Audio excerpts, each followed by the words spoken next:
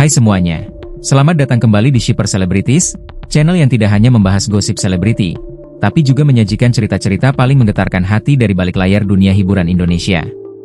Ini adalah ruang di mana kisah cinta, pengorbanan, dan kehangatan tersampaikan tanpa dilebih-lebihkan, karena kenyataannya memang lebih dari sekadar kisah biasa. Hari ini kita akan membawa kalian ke dalam sebuah cerita yang begitu menyentuh. Sebuah momen di balik layar, tanpa lampu sorot, tanpa karpet merah. Hanya ada dua orang, satu bandara, dan segunung rasa yang tak terucap. Ini adalah tentang Fuji dan Verrell Bramasta. Tentang bagaimana seorang pria menunjukkan cintanya bukan dengan janji, bukan dengan kata-kata, tapi dengan tindakan yang tak terlihat oleh banyak orang, namun dirasakan sangat dalam oleh satu hati yang dia jaga. Kisah ini akan membawa kalian pada hari di mana Fuji harus berangkat ke Tiongkok. Bukan untuk liburan, tapi untuk sebuah event fashion besar yang tentu saja jadi kebanggaan. Tapi siapa sangka, hari keberangkatan itu justru membuka sisi lain dari hubungan mereka yang selama ini hanya dibahas dengan spekulasi. Hari itu, cinta tidak diumumkan, tapi diperlihatkan. Dan kami akan ceritakan semuanya, untuk kalian. Pagi itu, jam menunjukkan pukul 6.45 pagi. Fuji dijadwalkan terbang dengan penerbangan pukul 9. Tapi Verrell sudah tiba lebih dulu di bandara. Ia tidak hanya datang untuk menemani, ia datang untuk memastikan semuanya berjalan lancar.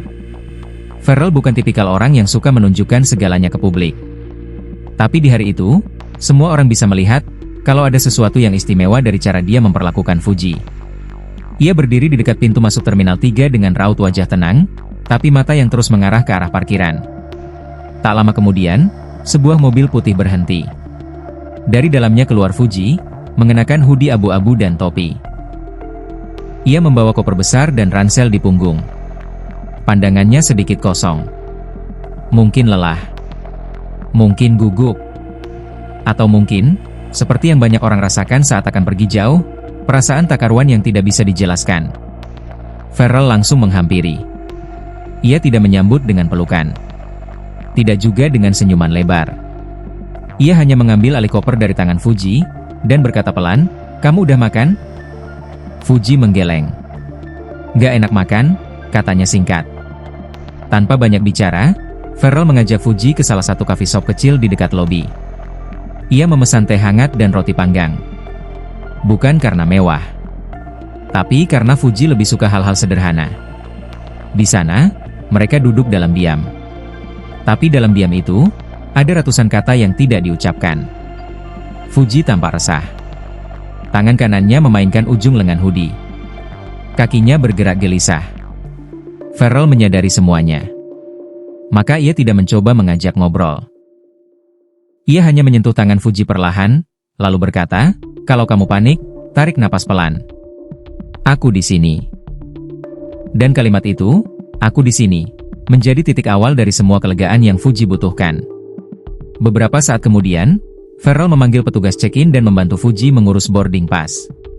Ia mengecek ulang paspor, tiket, dan bahkan asuransi perjalanan. Ia mengecek 2 kali semua dokumen, karena tahu Fuji sering lupa hal kecil saat panik. Setelah semuanya siap, mereka berdiri beberapa meter dari pintu keberangkatan. Inilah momen paling berat. Fuji diam. Matanya mulai memerah. Tapi ia berusaha menahan air mata. Ia menunduk, tak bicara. Verrell tahu betul, ini bukan tentang pesawat. Ini tentang rasa takut ditinggalkan.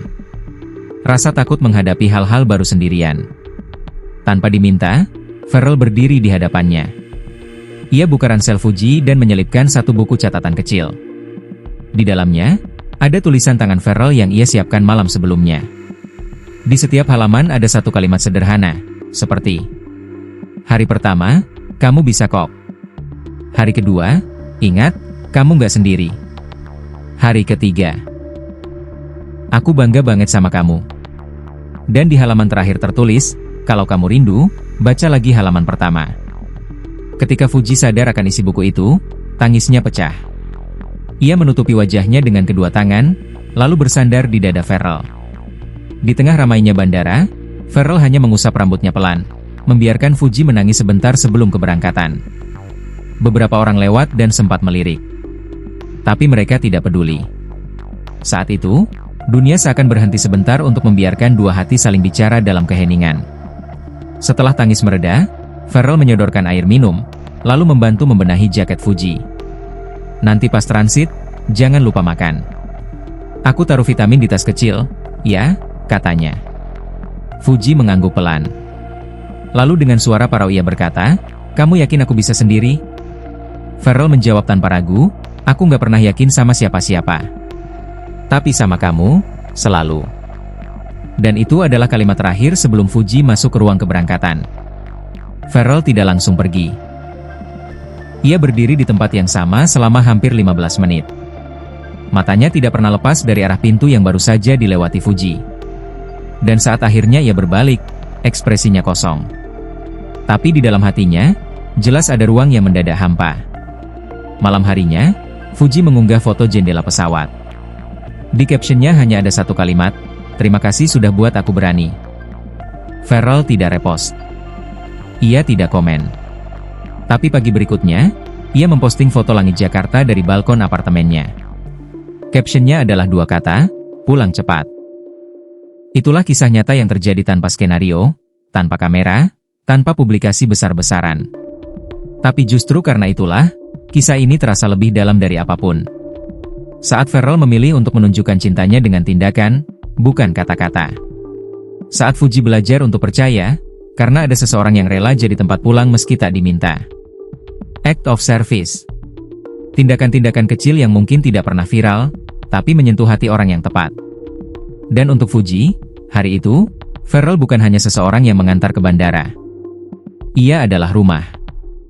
Ia adalah tenang. Terima kasih sudah menonton hingga akhir. Kalau kisah ini menyentuh hati kamu, tulis pendapat kamu di kolom komentar. Apakah kamu percaya cinta bisa terlihat dari cara seseorang memperlakukan kita, bahkan tanpa kata cinta terucap? Jangan lupa subscribe, karena masih banyak kisah emosional lainnya dari dunia selebriti yang akan kami hadirkan khusus untuk kamu. Sampai jumpa di cerita berikutnya.